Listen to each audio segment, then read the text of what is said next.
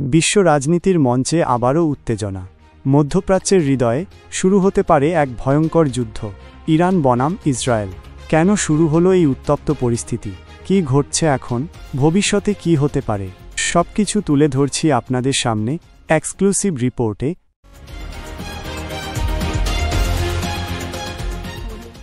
Israel ও ইরানের মধ্যে বহুদিনের বৈরিতা এই উত্তেজনার মূল কারণ।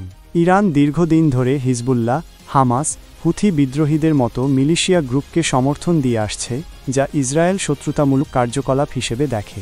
2023 সালের অক্টোবরের হামাস ইসরায়েল যুদ্ধ ছিল একটি টার্নিং পয়েন্ট।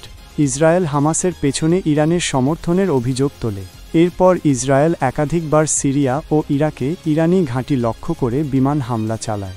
এর প্রতিক্রিয়ায় এপ্রিল 2024 সালে ইরান সরাসরি ইসরায়েলের দিকে ড্রোন ও ক্ষেপণাস্ত্র হামলা চালায়, আর তাতেই শুরু হয় প্রতিশোধের পাল্টা প্রতিশোধ, যা এখন সরাসরি যুদ্ধের দিকে মোড় নিচ্ছে।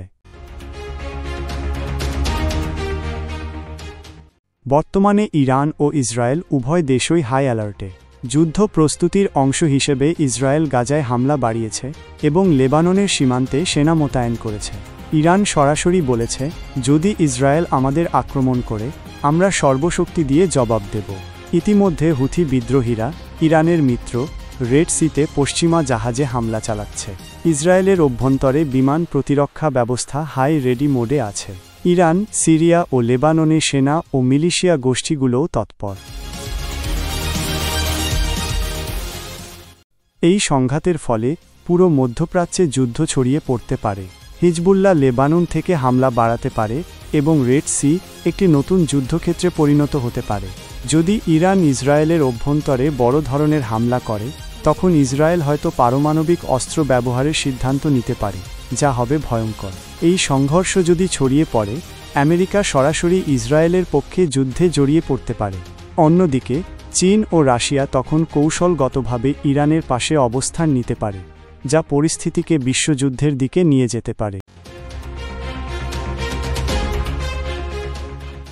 ইসরায়েল যুক্তরাষ্ট্রের অন্যতম প্রধান মিত্র।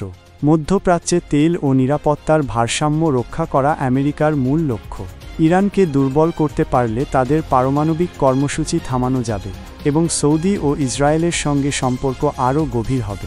তবে সরাসরি যুদ্ধ মানেই বিশাল অর্থনৈতিক ক্ষতি, বিশেষ করে প্রেসিডেন্ট নির্বাচনের বছরে। তাই যুক্তরাষ্ট্র সীমিত সহায়তা চায়, কিন্তু পূর্ণাঙ্গ যুদ্ধ নয়।